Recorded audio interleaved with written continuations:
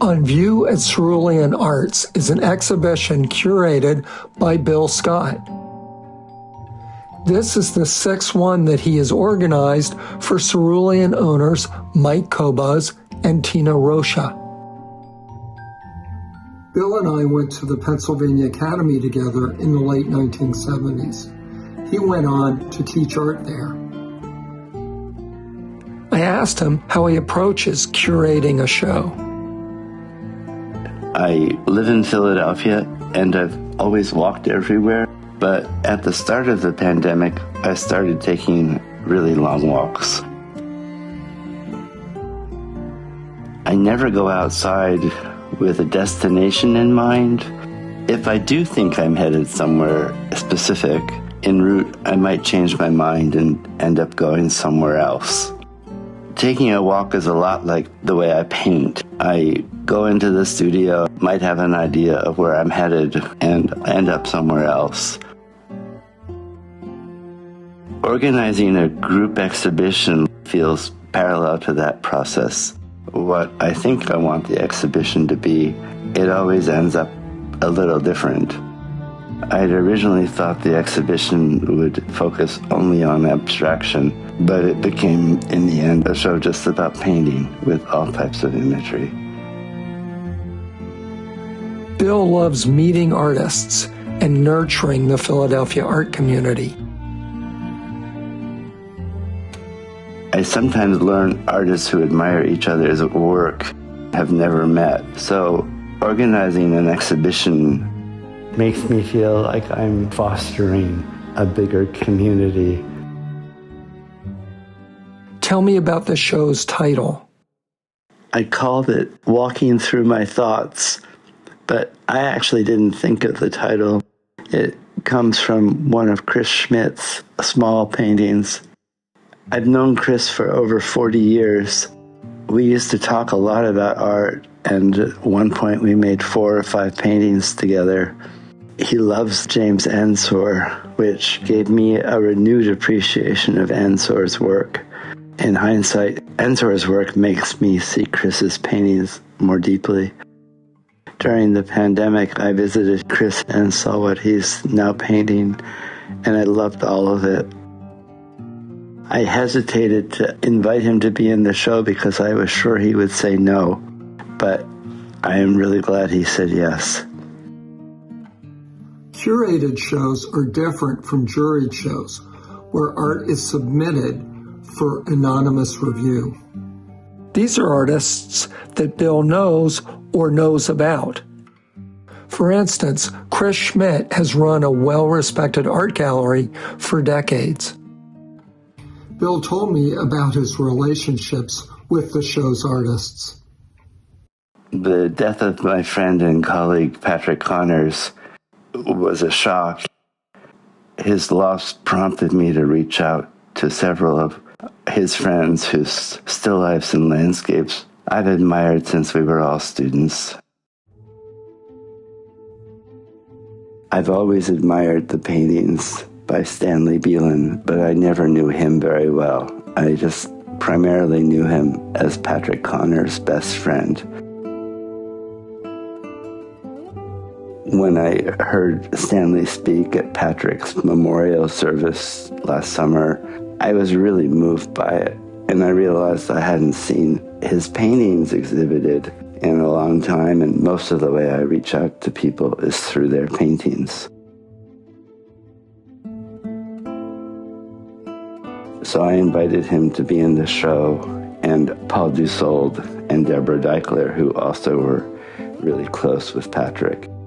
I love to see their work and revel in it, but also as a way to have Patrick there somehow. You're going to spend the rest of your career figuring out how much weight will be given to nature and how much to your painting. Paul Dussault. I really am grateful for Paul's kindness and sense of humor. At the start of the pandemic, I just shut down. I couldn't do anything. Paul reached out to me. He had a class on Zoom where he copied paintings by other artists. and he told me he wanted to copy one of mine, and would that be okay? And he let me sit in on the 2 or 3 classes, and I participated and would talk. He inspired me to get back to painting, so I owe him a big thank you. Deborah Deichler, I always enjoyed her company, loved looking at her paintings and seeing her exhibitions, and even wrote an article about her.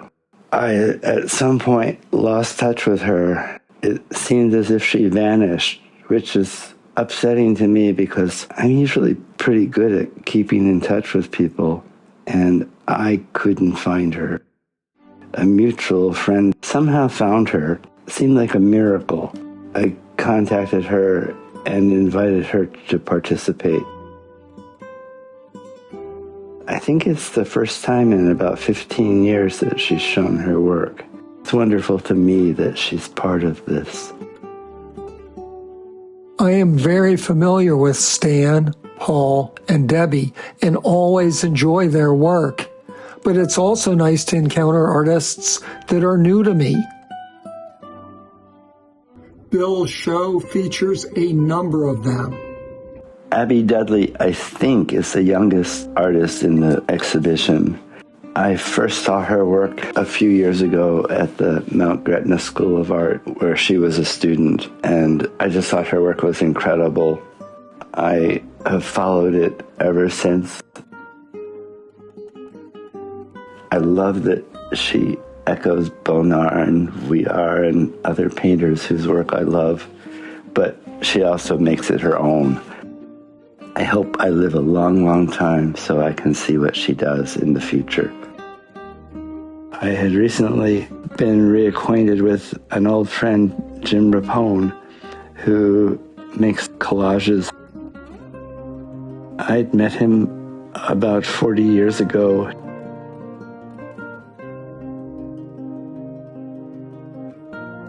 I learned he was an artist only a few years ago before the pandemic, when my friend Sheila Chimes had some paintings hanging at Cerulean. Jim came to the opening, and we all had dinner, and then Sheila started showing me his work on Instagram, and it was just beautiful. I find it really inspiring, and he makes me want to run home and make my own pictures when I look at his pictures. Jimmy Rapone told me about his friend Howard Neifeld, and I'm sure Howard and I have been in the same place at the same time many times, but never known it, and it was really a pleasure to see his work. It was a small eureka moment, because there's one that's representational and one that's more abstract. Together, they act as a bridge to connect the two different types of work in the exhibition, the representational and the abstract. I didn't realize who Tim Gierschik was until someone introduced me to him at the Barnes Foundation, where he works as a preparator. And I realized I'd walked by him hundreds of times, probably, without knowing him. Seeing how he juxtaposes color and shapes in his own work, I'm really curious to find out what he thinks of the big Matisse mural at the Barnes, whether it's inspired him at all or it's invisible to him. I'd met Bev Benson years ago. She was a student of Jane Piper's at the Philadelphia College of Art, and she later worked in the slide library there where I used to go. A few years ago, I ran into her at the Friends Meeting House in Haverford. She invited me to come into the reception room there to see an exhibition of her paintings, and they were beautiful. So I was really happy to be able to invite her to participate.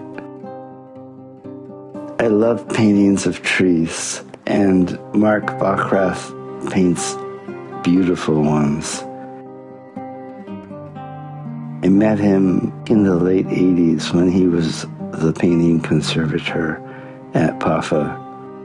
I always followed his work, and I loved talking with him because he and other painting conservators I've met really understand and love so much of what other artists do. When I was taking walks through the woodland cemetery during the pandemic, I often thought of his paintings of trees. At PAFA, Bill taught, encouraged, and inspired many young artists. 2 of them are in this show. I enjoyed working with Mike Karlowski when he was a student. That's where I first met him. I love Mike's new paintings, Junebug and Morning Glory. They're full of color. He's really pushing it. He's raising his own bar. They're paintings that are full of possibility. Mike contacted me a few years after he'd left school. He wanted to share photographs of a set design he'd collaborated on with the Australian composer Nirmali Fenn. I was really impressed with it because he brought his own work to a new level by doing something he didn't know how to do, and he succeeded. I'm always grateful when another artist inspires me and makes me feel that making art is a purposeful action. I feel that way about E.J. O'Hara's work. I met him when he was a student. I always loved visiting his studio and seeing what he was doing. Even back then, he inspired me to make a specific etching based on some of his imagery, and we talked a lot about it. I felt I was the one learning more than he was learning. For the past 13 years, I've had 2 of his works hanging in my house. 2 of the few things I've never taken down or even moved. I look at them all the time, and they continually unfold. I'm really glad he is participating.